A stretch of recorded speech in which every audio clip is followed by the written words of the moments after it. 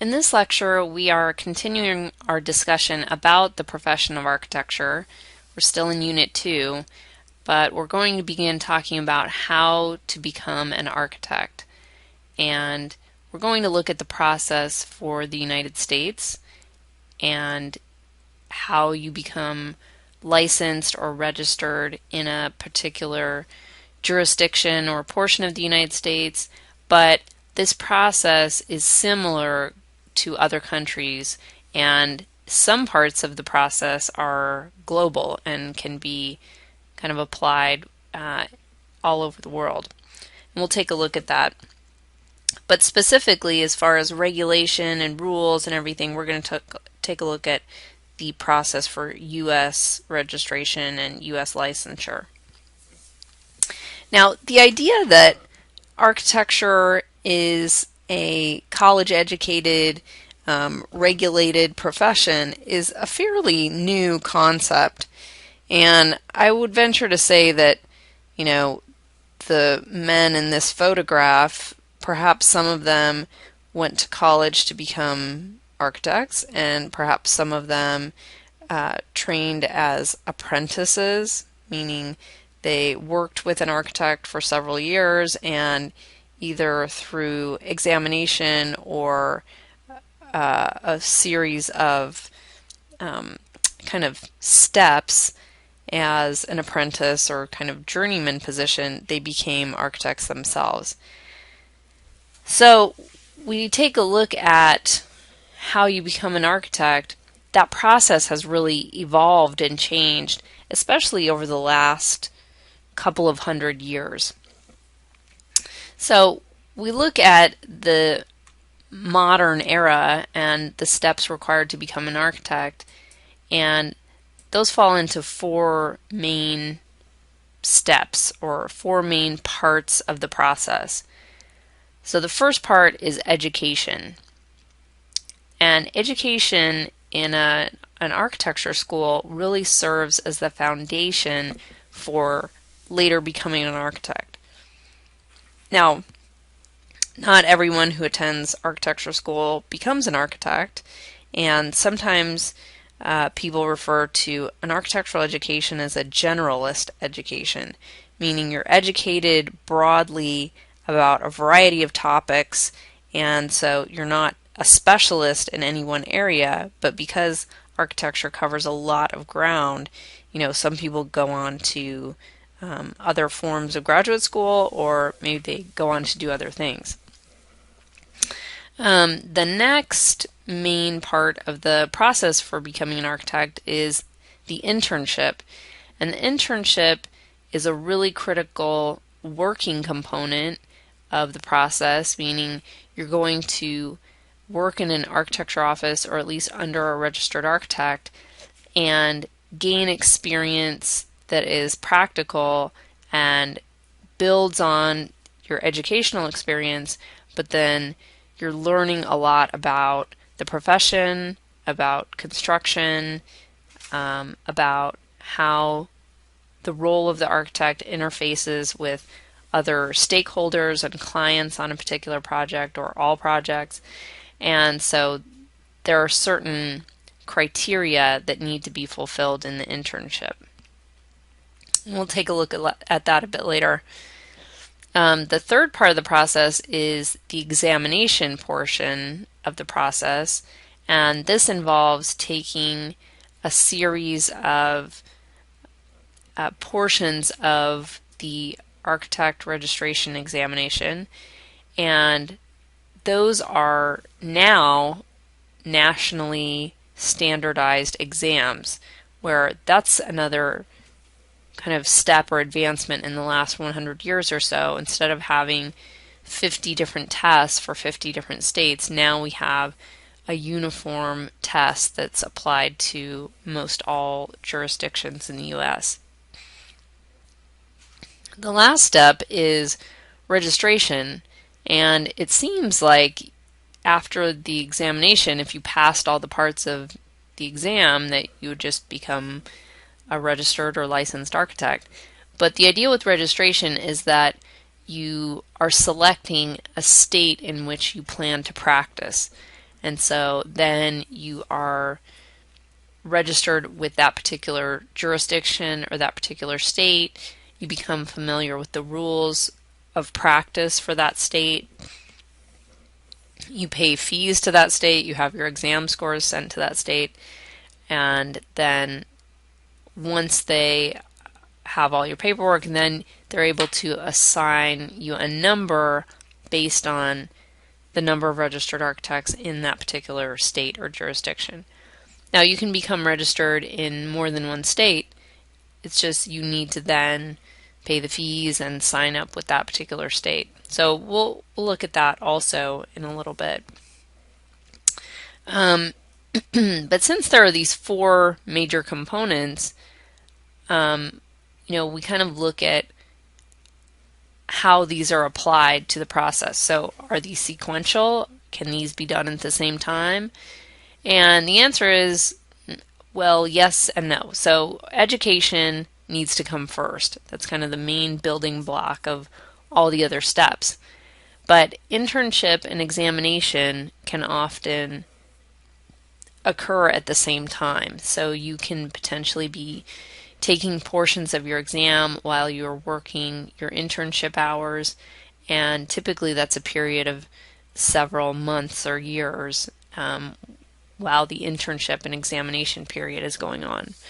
You could wait until the end of internship to begin your exams, but most people, I think, now would choose to incorporate that in so that it's more fresh. The information is closer to when you attended school and after you graduated. And then registration is definitely the last step, because you need to have passed all of the portions of your exam and fulfilled all of the requirements of the internship in order to apply for registration. So because there are these four main components, the next natural question is probably, well, how long does this take? How long is this process? And this is a pretty interesting graphic when you look at the length of time it typically takes for someone to become an architect in the US versus other countries.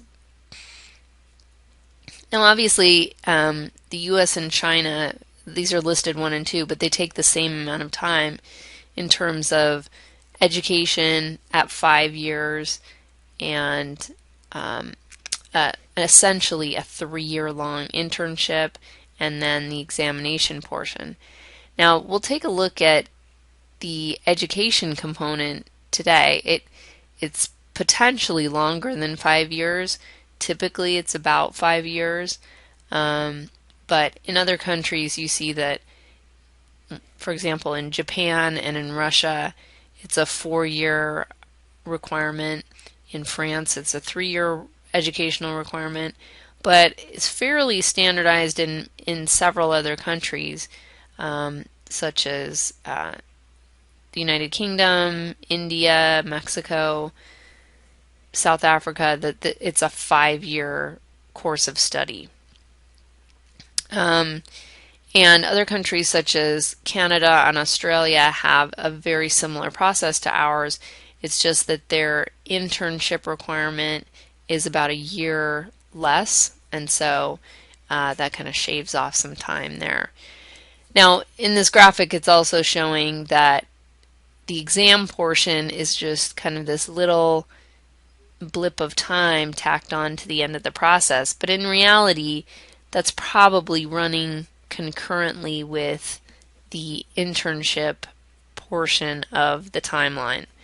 And, here it's only looking like it takes, I don't know, a month or a couple of months, but likely it's going to be spread out over several months or years, and you might have long periods between the times that you are taking different parts of the exam.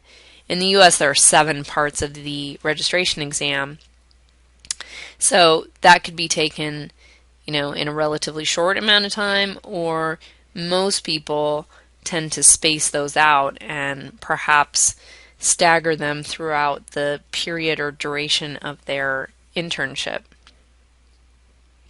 So it's a fairly lengthy process. Now, when we're talking about becoming an architect, we're referring to becoming a registered, licensed architect and not completing school. School can range from, 5, we typically say 5+ years, because there are several different routes to an architecture degree.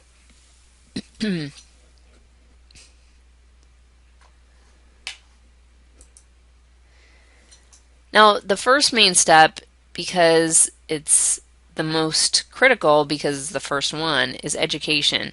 And an architectural education really serves as the foundation for the skills and the tools that are going to be required as an architect.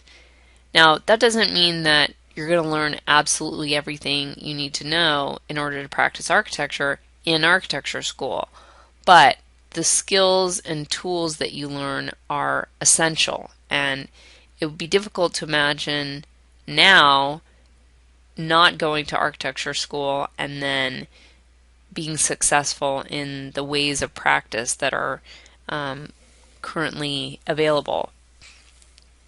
Now, that is, again, kind of a modern invention. And as we look at the history of architectural education, we start to see how the profession has evolved. And so education and the profession are constantly kind of going hand in hand, and sometimes they're even in conflict. Often we refer to architectural education as the academy. So, the academy and the practice of architecture, the academy and the profession of architecture, are they in conflict with each other? Is the academy preparing graduates for life in the profession or in the practice of architecture? But there's always kind of this discussion back and forth about what should be taught in architecture school versus what should be an internship or what you should learn while working. And so if you talk to an architect or any architectural educator, you'll probably get several different takes on what they think should be included in an architectural education. But architecture as an educated major or a field of study really didn't start to exist until the L'École des Beaux-Arts in Paris started to identify architecture as a specific field of study instead of just something that was touched on, but that was a training program for architects. And prior to that point, again, it was kind of a trade. Like, you would just practice with an architect, and eventually, over a period of many years, you yourself would become an architect. Now, the L'École des Beaux-Arts, it's the School of Fine Arts, translates as the School of Fine Arts in Paris. And it started out as the Académie des Beaux-Arts in around 1648. And it was founded to kind of select the most talented students in the arts. And that included drawing, sculpture, it did include architecture, but it was grouped in with, painting and all of these other kind of fine arts. And then in probably around the mid-19th century, I believe in 1863, the name was changed to L'École des Beaux-Arts, and it really started to specifically divide up the Academy of Architecture and the Academy of Painting and Sculpture.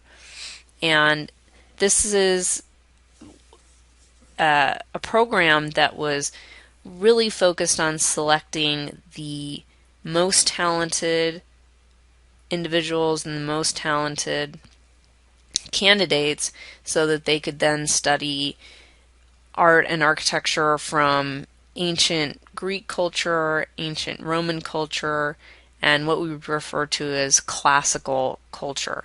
So classical sculpture, painting, architecture from antiquity, typically of Greek and Roman origin.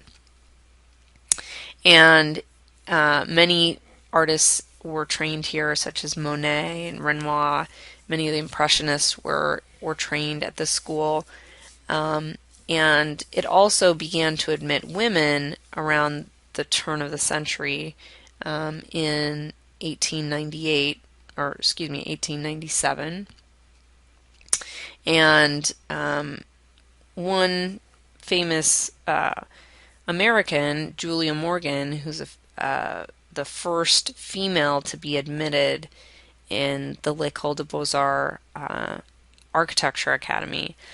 And so that's a significant turning point in not only architectural education, but seeing the advancement of women in the profession, moving forward and seeing that spread into the culture of what would then occur in the United States in the 20th century. Now, not long after the architecture department is split apart from the arts department, in Boston at MIT, there is an architecture school that is started, and that's in 1865, so right around the same time. And at the outset, it only admitted men, but it starts to take this same type of education from the L'École des Beaux-Arts and puts it into university setting and uses the same kind of pedagogy and techniques that are applied at the L'École des Beaux-Arts.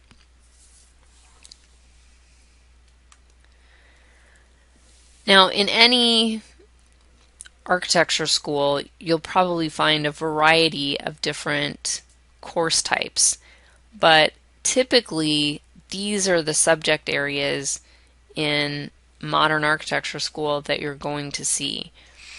And that would include design. Most of the time what you're seeing produced in architecture school is heavily influenced or based in design.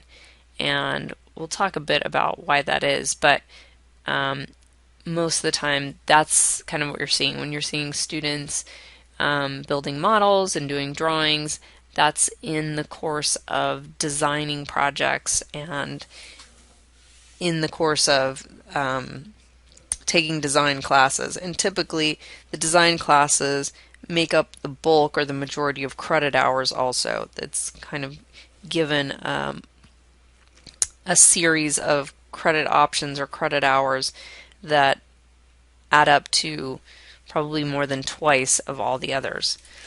But there's going to be coursework in drawing, architectural theory, architectural history, and some of those in drawing and theory and history will be incorporated back into the design courses or the design sequences.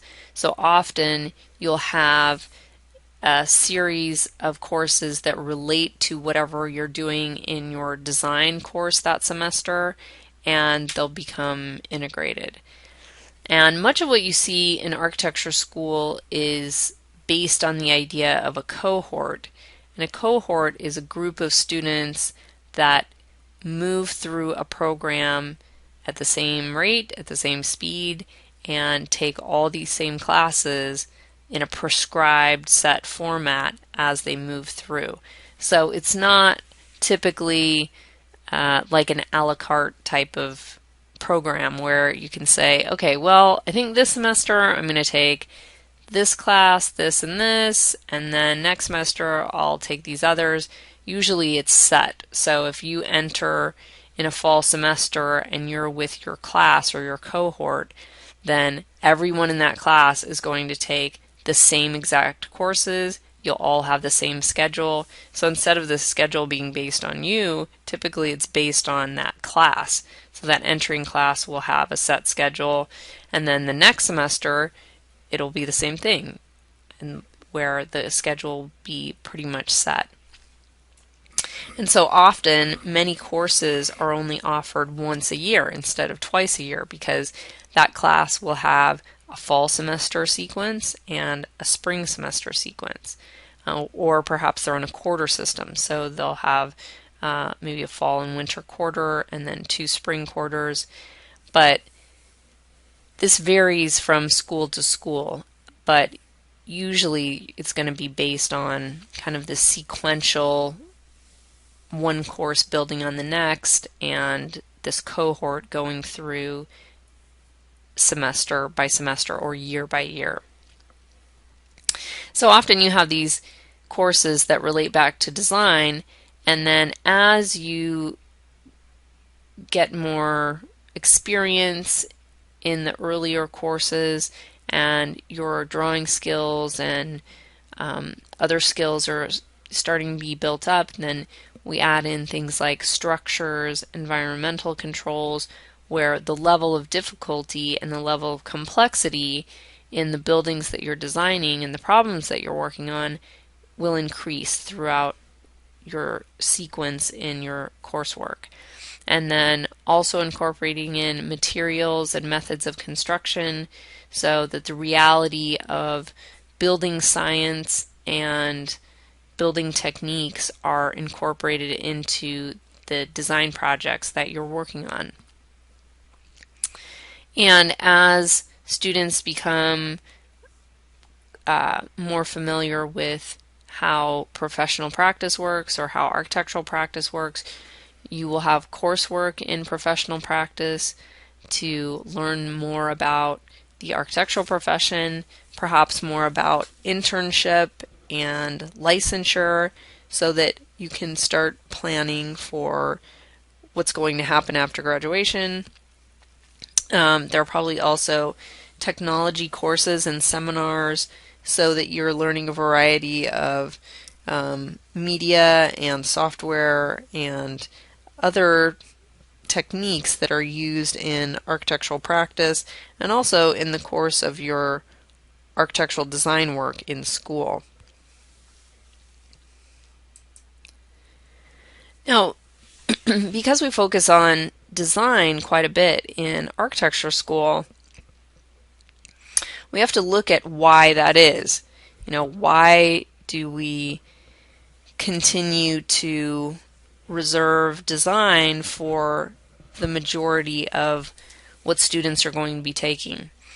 And sometimes people might equate this with what's going to happen after school, and I think does a bit of a disservice to the structure of architecture school, because what really happens is you're not saying, okay, well, you're going to do all of this designing in school, and then perhaps when you get out of school, you're not going to be focused on design quite as much. You might be focused on, more detail-oriented matters, or more technological matters, or procedural things.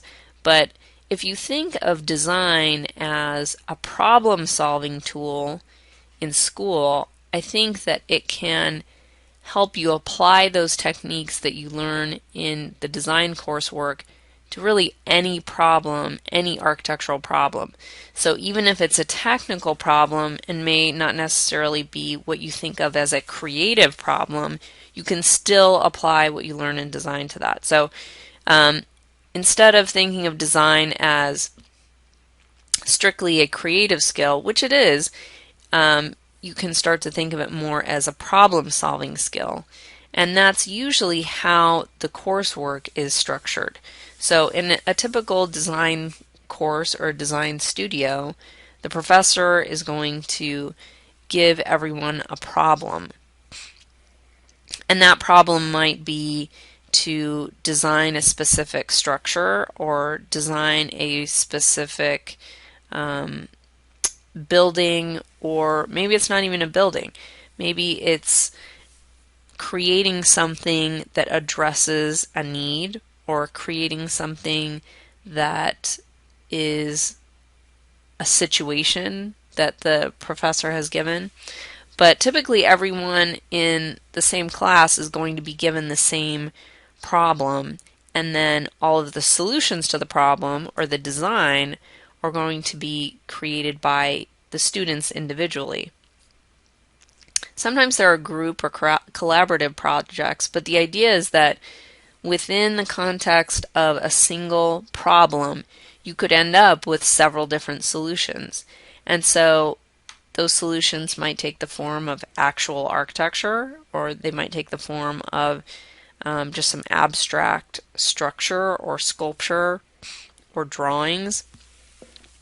But the most helpful part of being in architecture school is probably not only working the problem yourself, but seeing everyone else's solutions to the problem. If you can, line up 30 different projects that all address the same problem next to each other, that's a great learning experience and learning tool, because you start to see other people's thought process. You can begin to collaborate. You can kind of glean some skills or information from the way that other people work. And it helps to kind of open up your mind to the potential for multiple solutions to a single problem. One of the other main types of skills that we look at in architecture school and developing in students, not just in the design studio, but not just specifically design, are drawing and model building skills. And I'm referring to these here as haptic skills. And when we talk about something that's haptic, it's something that has to do with the sense of touch. And so the physical act of making models and creating three-dimensional objects, not digitally but by hand, actually has the effect of teaching students how to interact physically with their world. And, haptic skills are something that are almost biological. Like toddlers and babies are developing haptic skills when they put things in their mouth, and they're trying to see what happens. They're trying to learn about their world. And we're kind of applying those same ideas to architecture students when we're drawing something that we're seeing that instructs your brain and your hands about the world around you. And so that skill of continually learning to draw and build models and put together form in 3 dimensions starts to instruct your spatial perception, your spatial reasoning, and is also just kind of layering on those skills and layering on the development of skills that will assist in not only design, but just in problem solving in general. Because the more you know about the built environment, the world around you, how things physically go together, then that is going to enhance your skill set. Now, because we have so many digital tools, that doesn't mean that we're abandoning one or the other, but the idea with continuing to draw by hand really goes hand in hand with building things in reality. So eventually the goal is to have something built in reality. So, if we are so immersed in the digital world that we're not incorporating elements of reality, then it's going to be tough to make that transition eventually when things are really built.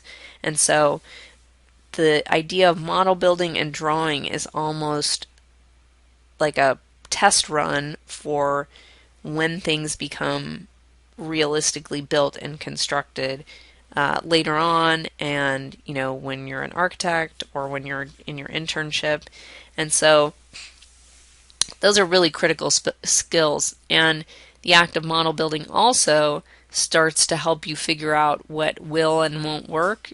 Sometimes digitally you can look at something and you can make it look pretty good, but if you try and put it together in 3D, even here, like with some rough chipboard or cardboard, you might start to figure out really quickly, oh, this form doesn't really fit that way, or these corners don't come together that way in reality, so I'm going to have to modify something. So it's just continually enhancing those skills and that level of design thinking in the studio and in your coursework. Now this all falls under the idea that began at the L'École des Beaux-Arts in Paris, and that's the idea of the charrette.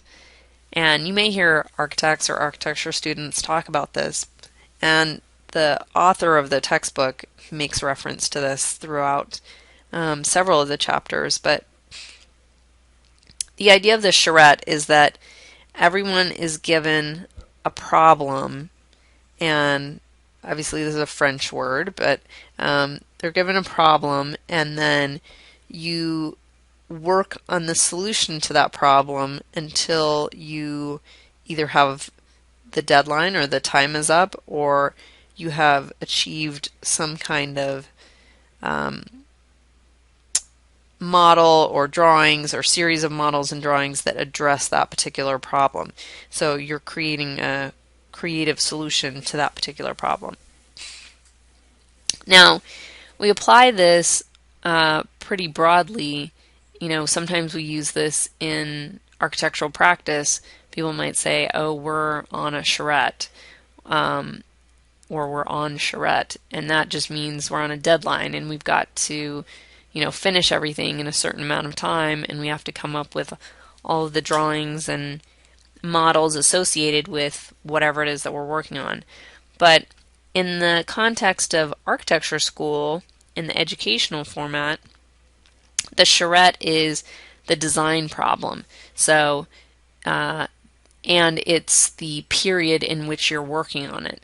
So, often when you talk to architecture students or you see architecture students, they're either staying up all night or sleeping in the studio or constantly working, and that's because the idea of the charrette is you have a certain amount of time in which to complete the project or come up with a solution, and there's not really a set amount of time for you to be able to do that. You're hoping that your timeline fits in with the due date of the project, but once you get into working on it, there's just an endless amount of possibilities of things that you could potentially do. So you're trying to maximize your time and make sure you get an appropriate solution for that particular problem. And that idea, that Parisian L'École des Beaux-Arts idea of the charrette, is really now such an integral part of architectural education and architectural practice worldwide that you can attend, an architecture school many places throughout the world, and this idea of the charrette is something that you're already familiar with. You're given a problem, everyone in the class works the solution to the problem, you show back up with your particular version of what your solution is, and then you present it.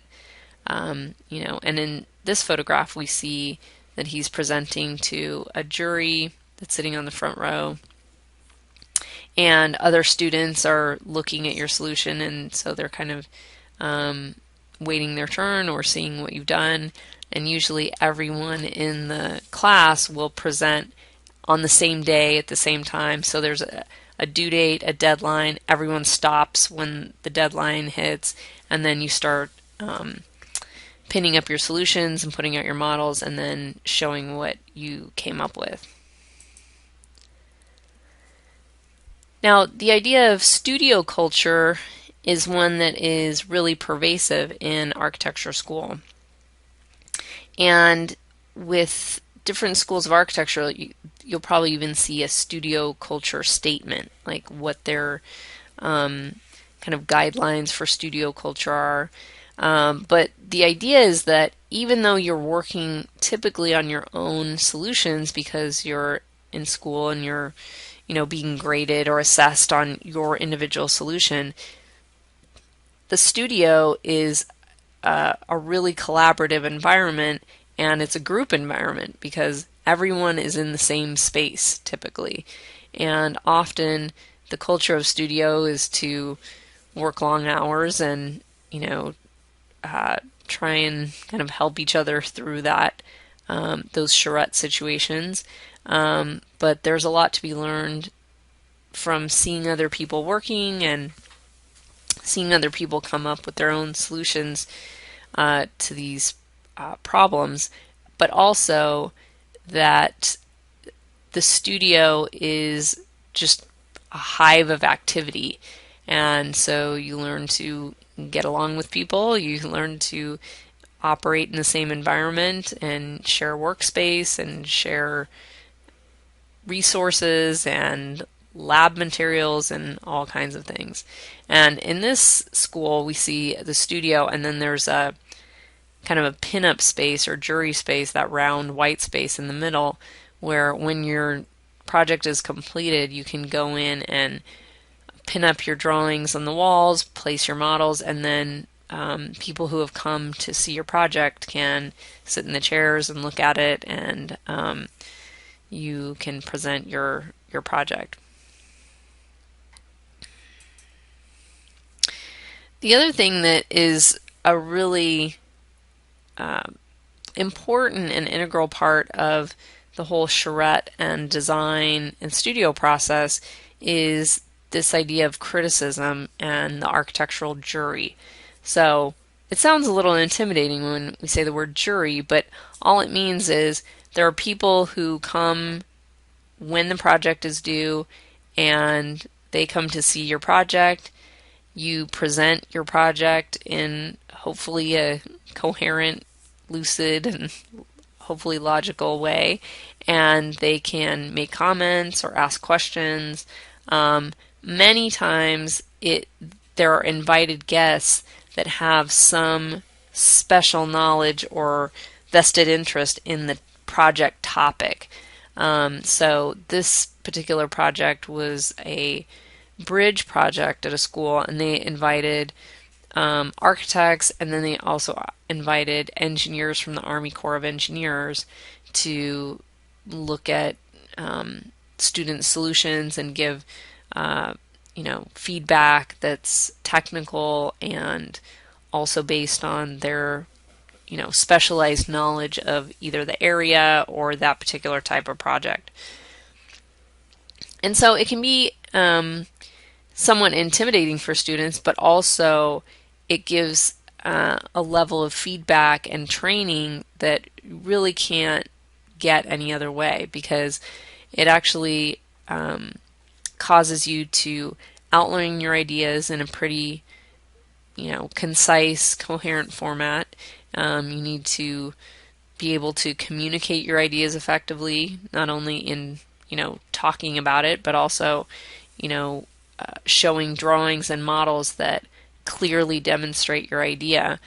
And often with a charrette or a problem in design studio, sometimes the professor will say, okay, well, you have to have a minimum of these drawings or model or whatever. But sometimes they might say, well, you just need to show enough that someone can understand what your solution to the problem is.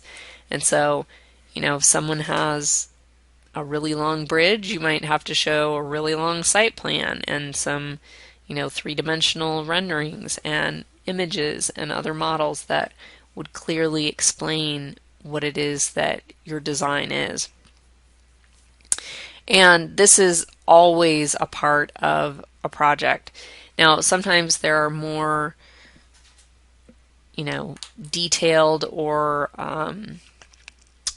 I guess, specific juries. For example, like at midterms or final reviews, they might invite more guests, or you might have more time to present. But and there might be intermediate reviews or juries where you'll pin up for some other professors and you'll get some feedback and you'll kind of keep going on the same project. But this is an ongoing part of the process, and it's sometimes something that students are not used to, is getting immediate criticism and feedback about the project. And it's meant to be helpful and constructive, and hopefully it is.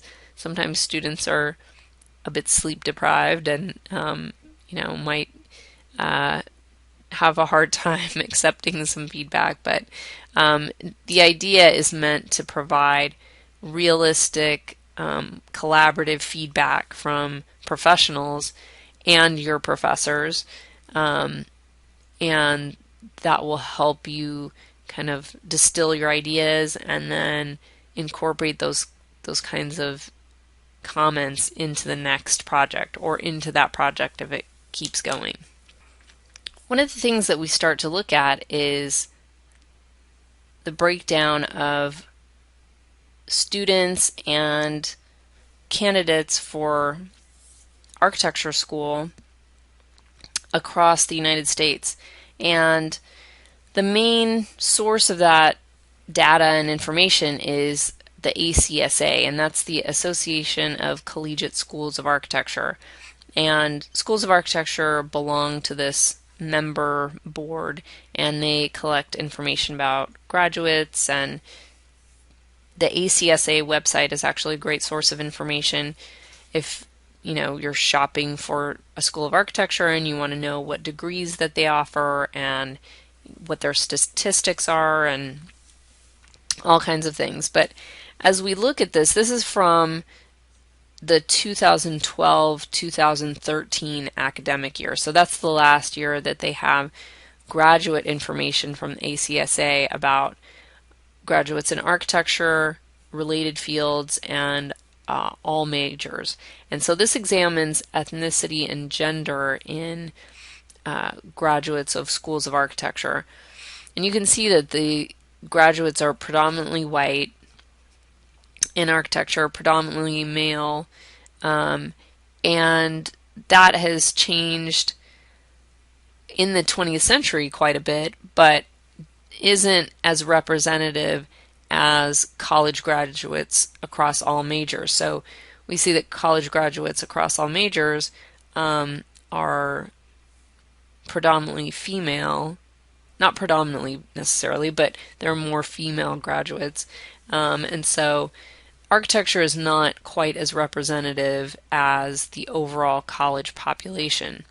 Now, when it talks about other architecture-related majors, those are things like interior design, construction, landscape architecture, urban planning, real estate in some cases, and anything that's somewhat related to architecture but would not be considered an educational path to becoming registered, becoming a registered architect.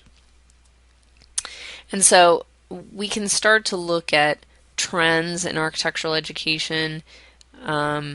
The trends of women in architecture has slowly, throughout the 20th century, been on the upswing, but has always been majority male, majority white male dominated in pretty much all schools in the United States.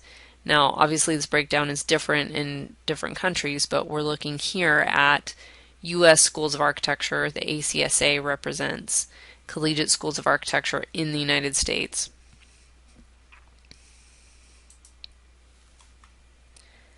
And then when we start talking about specific types of schools and specific types of degrees, we talk quite a bit about the NAB. And the NAB, the NAAB, is the National Architectural Accrediting Board.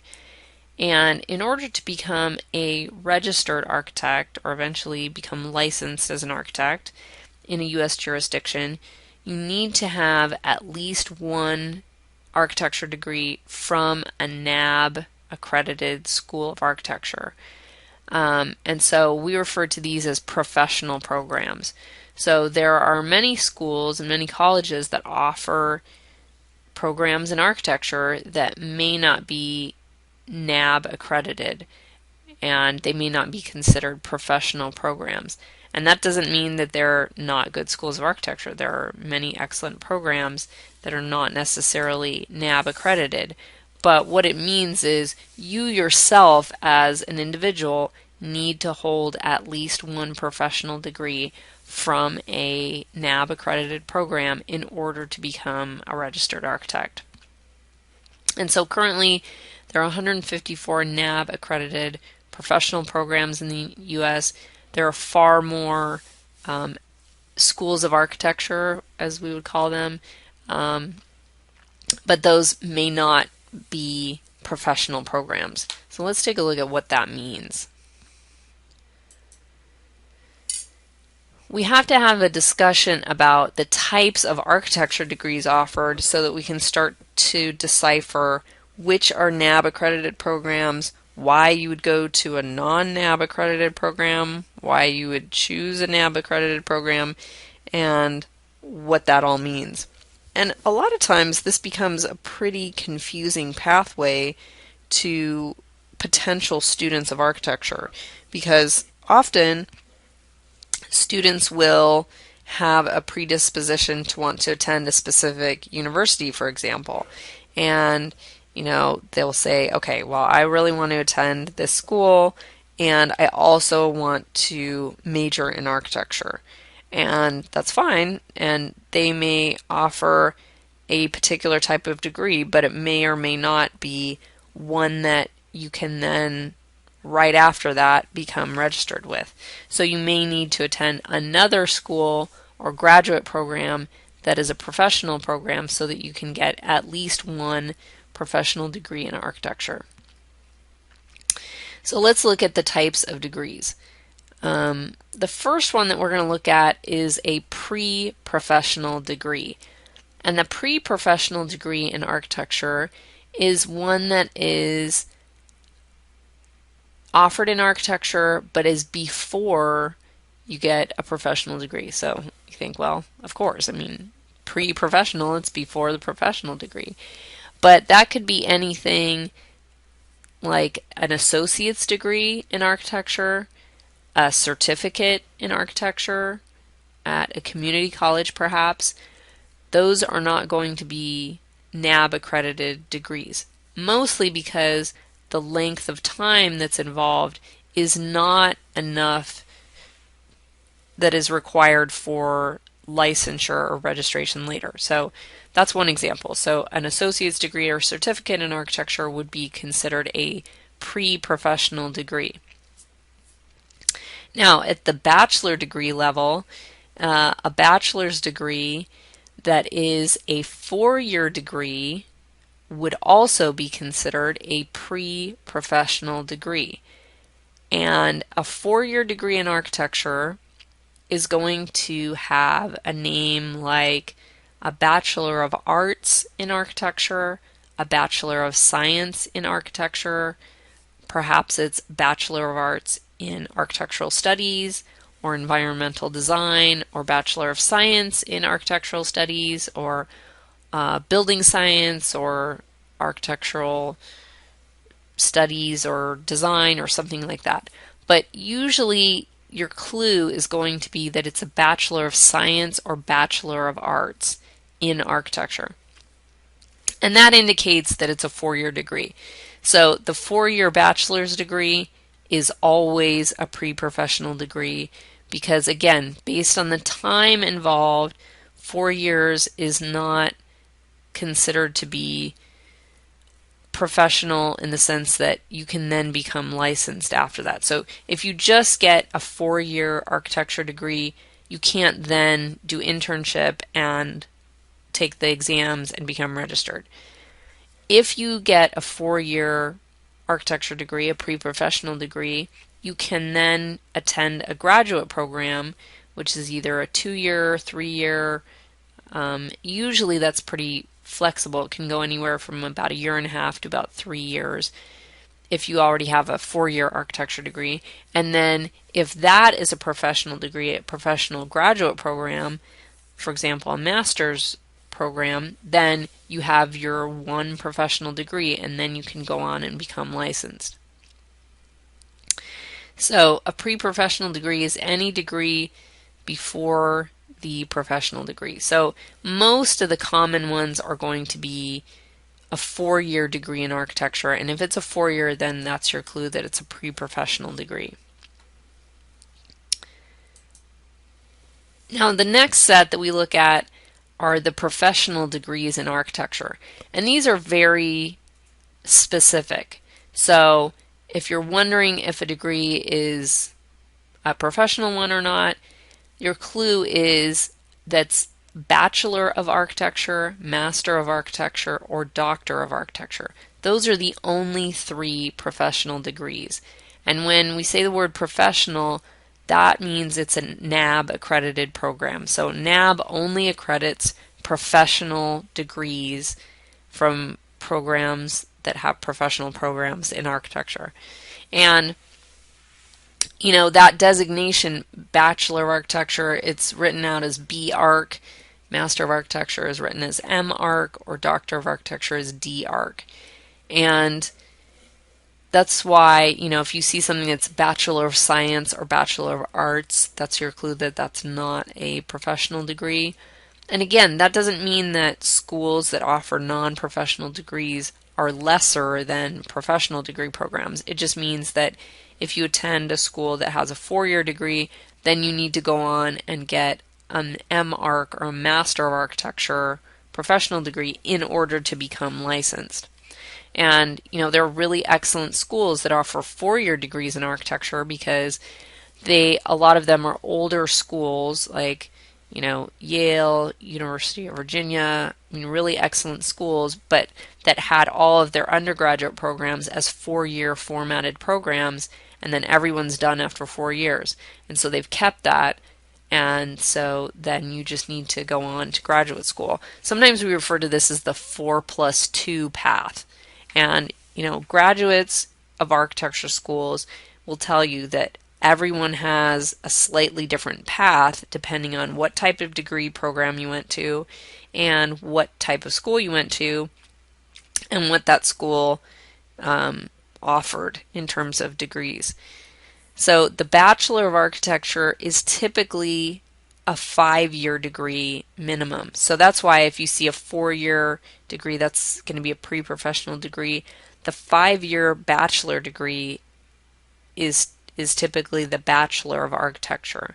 And when you see that 5-year degree, you can then become registered after that, and so then graduate school is not required. You can certainly attend graduate school after that, but it's not required for licensure.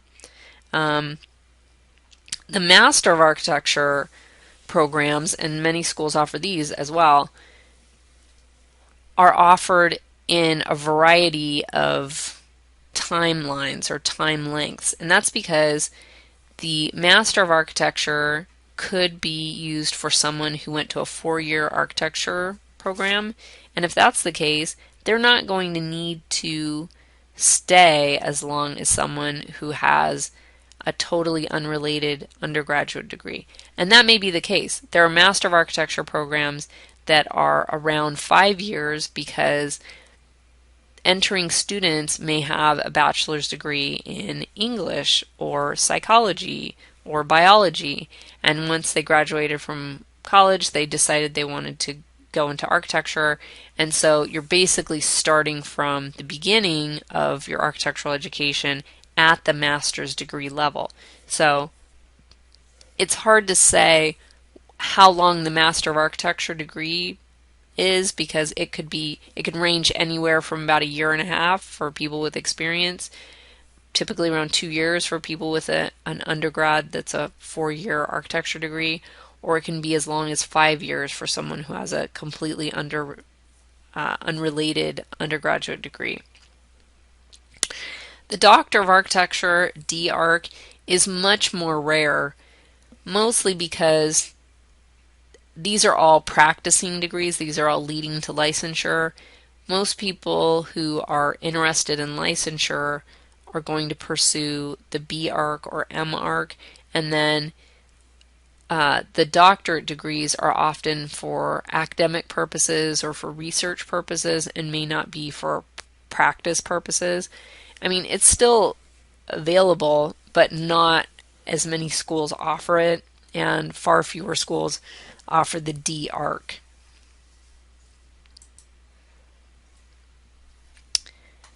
The next type of degree that we'll look at is the post-professional degree. And the post-professional degree just means if you already have a professional degree, either a B.Arch, M.Arch, or D.Arch, it means you're going to an additional length of study in an architecture program, probably for some specific purpose. Either you want to study a particular topic, or you want to study some element of design, or maybe sustainability or architectural theory, but it's probably some specific thing, and typically is going to be a graduate degree. Since it's post-professional, you probably at least have a B.Arch, you might even have an M.Arch, and then you're going on to study something else. So typically it's going to be a graduate degree, and probably in some specific architectural topic.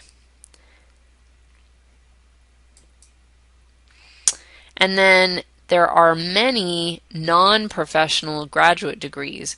So these would be things like, it's a graduate degree, so it's either at the master or doctorate level, and those might be, Master of Science in Architectural Studies, or a Master of Arts in Architectural History, or maybe a PhD in Architectural Theory. Typically these are going to be academic degrees. These are non-practicing degrees, and usually they're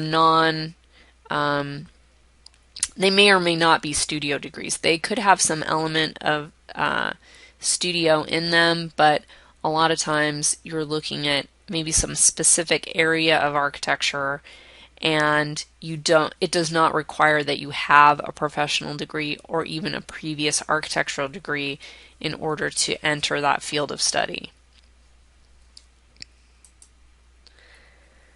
Now, based on all of these individual degrees, the pathway can seem kind of unclear. And so how do prospective students choose a school to attend?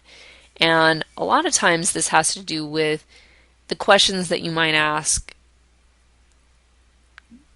about attending any college in general. Is it in a particular region of the country? Is it financially viable? Is it someplace you always wanted to attend and they happen to have architecture? Or are you specifically attending for architecture and you're specifically attending for that particular degree? Some people want to attend a B.Arch program where they know they'll be done in 5 years and they don't have to attend graduate school. Some people want to do the 4+2 plan where you go to a 4-year undergrad degree in architecture, undergraduate program in architecture, and then a 2-year graduate program. So it's really a highly individualized path or an individualized process. The main thing is just to be aware of the different degrees and be aware that all different schools offer all different kinds of degrees, and those are going to be things that you need to consider when you're looking at that. For example, UT here locally offers many of these degrees. So it offers a 4-year bachelor degree that's an undergraduate architecture degree. They also offer a 5-year B.Arch Bachelor of Architecture degree. They offer several different master's degrees, Master of Architecture, post-professional Master of Architecture, and then post-professional graduate degrees in architectural studies and urban design and architectural history and all different kinds of things, and then degrees at the doctoral level. So some schools don't have quite as robust course offering or degree offerings as UT, but each school is going to have their own listings of the degrees. And so looking at the degrees is going to help, and looking at the individual school is really critical in terms of selecting a school of architecture. There are several in Texas, and often students are looking in Texas or out of Texas, but the ACSA is a good place to start because you can look at individual programs. If you're looking for specific NAB accredited programs or professional programs, the NAB website is helpful also. So looking at NAAB or ACSA, both of those are helpful tools in terms of finding schools and seeing their degree listings.